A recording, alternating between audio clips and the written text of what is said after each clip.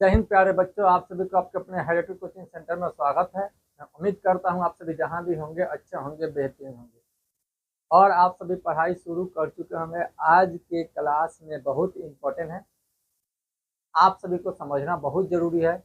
अगर इसे एकदम समझ लोगे तो पूरा पाचन तंत्र आपको अच्छे तरीके से समझ में आ जाएगा। ठीक है, आज बायोलॉजी का क्लास है, इसमें हम आज पढ़ेंगे क्या, मनुष्य में पाचन। क्योंकि हम इससे पहले बहुत ऐसे वीडियो दे चुके हैं पाचन तंत्र से, जिसमें हम आपको दे चुके हैं जो पोषण है उसमें हम पढ़ा चुके हैं परपोषी स्वपोषी कैसे होता है। और उसके बाद हम ये भी पढ़ा चुके हैं जंतुओं में जीव में पोषण कैसे होता है, प्रकाश संश्लेषण में प्रक्रिया क्या है, सब कुछ बता चुके हैं। आज के क्लास में हम सभी जो पढ़ेंगे क्या, मनुष्य में पाचन। इस क्लास को देखिए, समझिए। उससे पहले जो हम साइंस का क्लास चुके हैं वो कर लीजिए, उससे समझ में आएगा। और जो बीच में आपको मैथ का क्लास है, इसलिए हम साइंस को रोक दिए थे। आज आपका साइंस का क्लास है, ठीक है। यहाँ ध्यान दीजिए, क्या मनुष्य में पाचन, मनुष्य यानी कि हम लोग इसको मनुष्य है, हम लोग जो है मनुष्य है। हम लोग में पाचन होता है भोजन का, जो बाहर से आवश्यक पोषक पदार्थ जो लेते हैं, जो ग्रहण करते हैं, खाद्य पदार्थ। हमारा वह खाद्य पदार्थ क्या, हमारा भोजन है।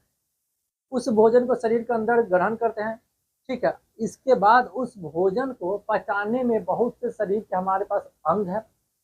उसके अलावा अंग तंत्र के अलावा हमारे पास एंजाइम है। इसके बाद जठर ग्रंथियां, ये सभी चीज है जो पाचन में सहायक होता है। यानी कि भोजन जब तक पचेगा नहीं तब तक हमें ऊर्जा मिलेगा नहीं।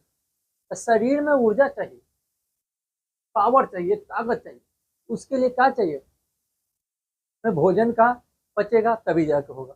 वहां से ग्लूकोज का निर्माण होगा, ग्लूकोज का निर्माण होने के बाद हमारे पास ऊर्जा का निर्माण होगा। ऊर्जा की बाकी हमारे शरीर का मरम्मत करेगा, शरीर का विकास करेगा, ये सभी चीज करता है। ठीक है, ध्यान दीजिए। यह देखिए, मनुष्य में पाचन तंत्र, पहला टॉपिक जो हमारे पास मनुष्य में पाचन तंत्र। हम आज जो समझा रहे हैं बहुत अच्छा चीज समझा रहे हैं, आपको समझना होगा। साइंस पढ़ रहे हैं तो आपको इस क्लास में अंत तक टिकना होगा। साइंस को समझना और रटने वाला चीज नहीं है कि रट लिया, रटने वाला चीज नहीं है। आपको पढ़ना होगा, समझना होगा, टिकना होगा। साइंस साइंस के क्लास में अंत तक रहना होगा, तभी जगह आपको समझ में आएगा। ध्यान दीजिए, यहाँ पर क्या है, पाचन लिखा हुआ, मनुष्य का पाचन, जिसमें देखो लिखा है पाचन में भाग लेने वाले सभी अंग, जितना भी पाचन में भाग ले वो सभी अंग, ग्रंथियां एवं यह लिखा हुआ है एंजाइम के सम्मिलित रूप। यानी पाचन में जो भी अंग ले रहा है, कौन सा, मुख गुहा, ये हमारा अंग है, मुख है ना, जीभ है, ये अंग है, लीवर है, अग्नाशय ग्रंथियां छोटी जाती है, सभी जो अंग है। तो पाचन में भाग लेने वाले सभी अंग, उसके बाद ग्रंथियां, छोटी ग्रंथि जो, बड़ी ग्रंथि जो लीवर है, ये सही है ना, अग्नाशय ग्रंथि सही है ना, तो ग्रंथियां। उसके बाद एंजाइम, सभी ग्रंथियां से जिस जिस ग्रंथियां से एंजाइम निकलता है, एंजाइम श्रावण होता है, वह पाचन के लिए महत्वपूर्ण होता है।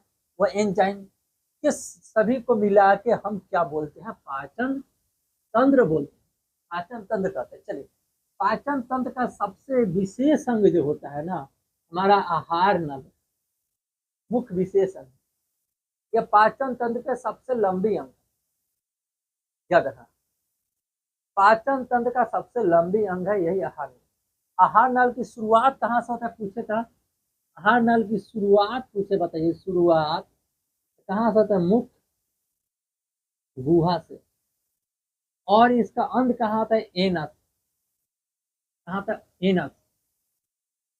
एनस जिसे हम बोलते हैं क्या, गुदा। पूरा समझाएंगे, इधर समझ लीजिएगा। यानी कि मुख गुहा से एनस तक जो भी हमारा अंग होता है, ठीक है, वह सभी हमारे कहता है आहार नल। अब समझिए, एक हम चित्र बना रहे हैं, बहुत ही अच्छे तरीके से उसे समझ जाइएगा तो समझ पूरा समझिए। चित्र बनाते हैं, देखिए यहाँ जो हम कर लेते हैं, हमारा एक हम चित्र ऐसे लेते हैं, यह आपको बनाए होंगे बहुत अच्छे तरीका से, यह हम आपको बनाए होंगे, आपको समझाए होंगे। यहाँ बनाते हैं, ठीक, हल्का सही था, तो यहाँ ध्यान देना। ऐसा हम मान लेते हैं, हमारा यह मुख हो गया। मुख के बाद हमारे पास यह जो पूरा भाग होता है ना, ये हमारा क्या होता है, मुख गुहा होता है, मुख गुहा। यह भाग, यहाँ से भोजन निगलते हैं, यानी कि भोजन का पाचन मुख गुहा से शुरू होता है, ठीक है। भोजन प्रवेश यहीं से करता है, मुख गुहा से। ठीक है, मुख गुहा होता है। इसके बाद हमारे पास यहाँ के बाद आगे जाएंगे तो हमारे यहाँ से क्या होता है, यहाँ पे हमारे पास ऐसे जाएंगे, हमारा यहाँ क्या होता है, ग्रसनी आता है, ग्रसनी, ग्रसनी होता है यहाँ। यह हमारा का चेम्बर होता है, किसका चेम्बर होता है, ग्रसनी, नाक कान गला का। यह जो ग्रसनी जो होता है चेम्बर है नाक कान गला का। ठीक, मुख गुहा के बाद जब हमारा यह मुख गुहा के बाद यह ग्रसनाली होता है, ग्रसनी होता है, मुख गुहा ग्रसनी। ग्रसनी के बाद हमारे पास दो नलियाँ आते हैं, एक इधर होता है, इसे हम क्या कहते हैं, श्वास नली, श्वास नली, इसे विंड पाइप कहते हैं।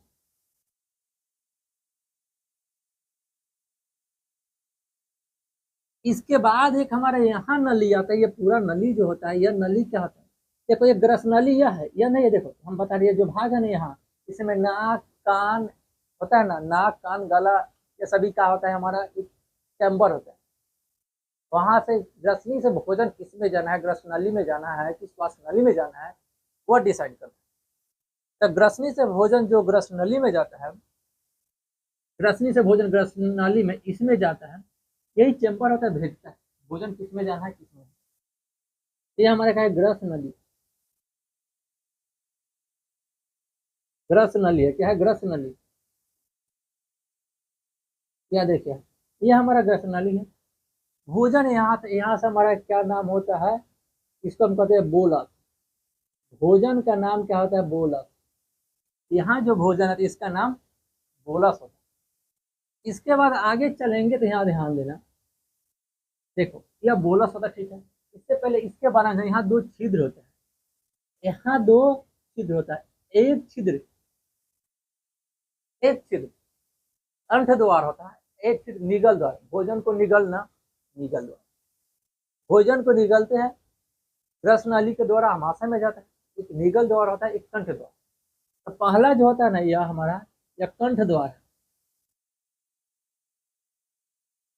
कंठ द्वार, कंठ द्वार, याद रखना कंठ द्वार, यहाँ ऐसे होगा कंठ द्वार, ये हमारा कंठ द्वार होता है। यहाँ पे क्या होता है, एक हमारा एपिग्लॉटिक, यही जो होता है यहाँ पे ध्यान देना, यहाँ पे एक एपिग्लॉटिक होता है, क्या बोलते हैं, एपिग्लॉटिक। अब बताइए आप एपिग्लॉटिक्स का काम क्या है वो बताइए।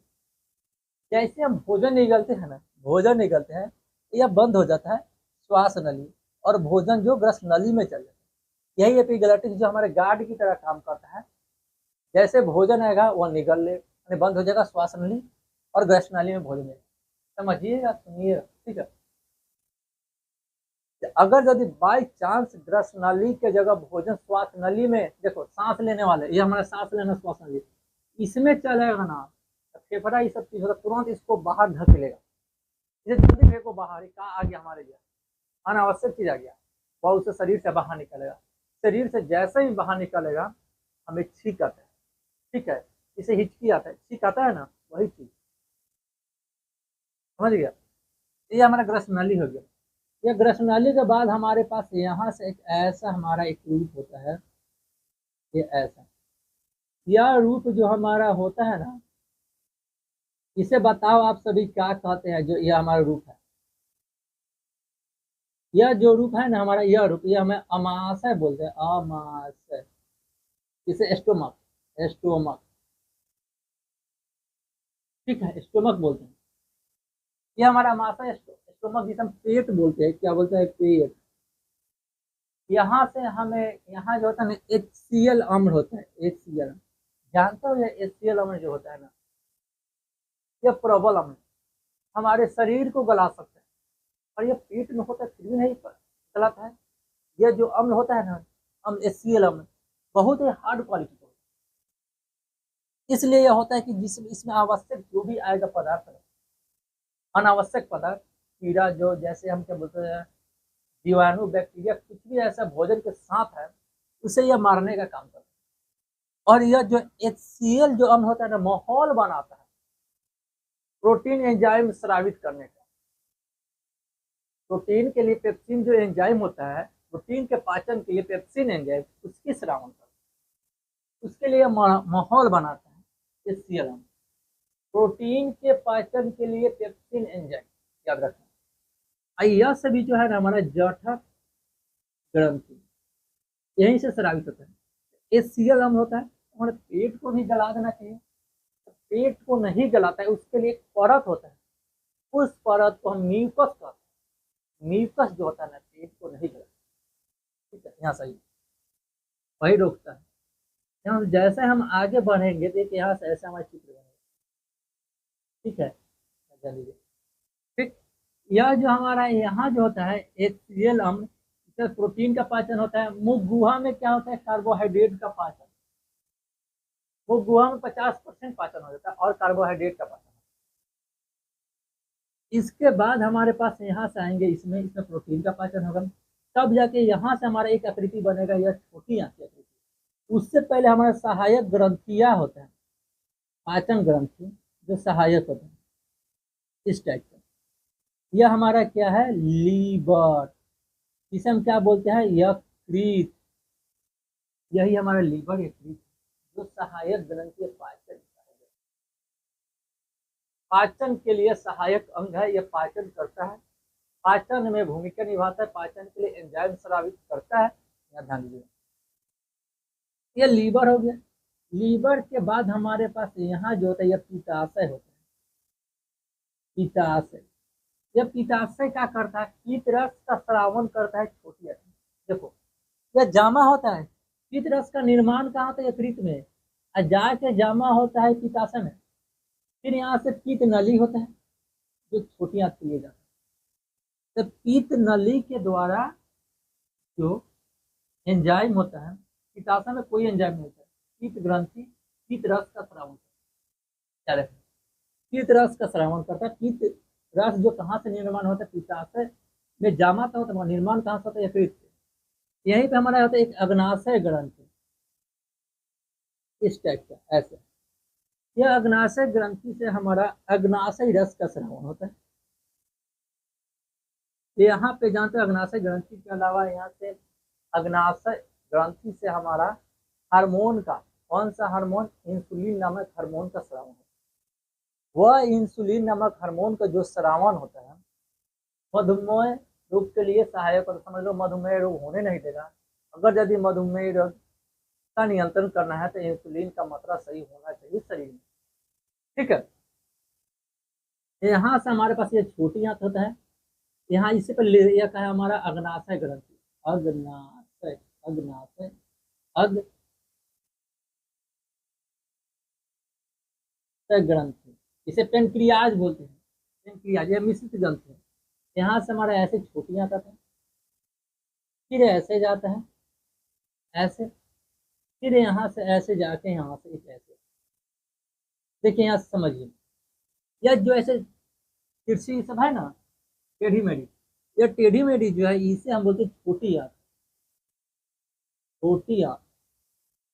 यह जो है ना यह बड़ी, यहाँ से ऐसे मुड़ गया है, यह इसे हम बोलते हैं बड़ी आंत, बड़ी आंत। अब ध्यान दीजिए, बड़ी आंत के बाद यहाँ से हमारे पास क्या निकलता है, यहाँ हमारा एनस होता है। एनस, एनस जो होता है, गुदा जिसे बोलते हैं, एनस गुदा। यहाँ से अवशिष्ट पदार्थ जिसे मलाशय बोलते हैं शरीर से बाहर निकलता है। तो पाचन बहुत ऐसे विशेष अंग भी होता है, हम सभी चीज के बारे में जो कुछ और भी चीज के बहुत से ऐसे एंजाइम स्रावित होता है, पाचन कहाँ से शुरुआत होता है, क्रमाकुचन गति क्या होता है, और सब चीज के बारे में हम आगे इसका वीडियो लेते हैं, सब में सब चीज बताएंगे। दांत कितने प्रकार का होता है, दांत के बाद जीभ क्या होता है, सभी चीज के बारे में बताएंगे। बस धैर्य बना के रखिएगा, अच्छे से पढ़िएगा, आपको पूरा समझ में आएगा। बस वीडियो में अंत तक टिकिएगा तभी समझ में आएगा। तो यह ध्यान दीजिएगा, हम इसे अच्छे चित्र के अनुसार समझाए हैं। यह चित्र हर समय आपको काम करेगा। आपको आ सकता है पाचन तंत्र का सचित्र वर्णन करे, आपको ऐसा ही चित्र बनाना होगा और चित्र बना के आपको लिख देना होगा। आपको अच्छे तरीका से 5 नंबर मिल जाएगा। तो आज की क्लास में इतना ही रहेगा। आप बताइएगा कि आपका यह क्लास कैसा लगा। 1 मिनट रुक जाइए, क्या हमें लिखाए थे आहार नाल जो होता है मुख गुहा तो शुरुआत होकर एनस तक खत्म होता है। मुख गुहा यह हुआ, इसके साथ जो हमारे यार नेशन और आहार नशा, इसकी लंबाई 10 मीटर है। हम अपने शरीर से जोड़ दिया जाए, किसी के शरीर के, मनुष्य के शरीर के लंबाई से लगभग 10 गुना से भी अधिक होता है। मनुष्य का शरीर जो होता है 1 मीटर की लंबाई का होता है, उससे भी अधिक। याद रखिए, मैं प्रयास करूंगा आप सभी को कि यह समझ में आया होगा। आप सभी जरूर इसे शेयर कीजिएगा अपने दोस्तों के साथ, कमेंट भी कीजिएगा कैसा लगा यह क्लास। आज इतने रखते, ओके बाय।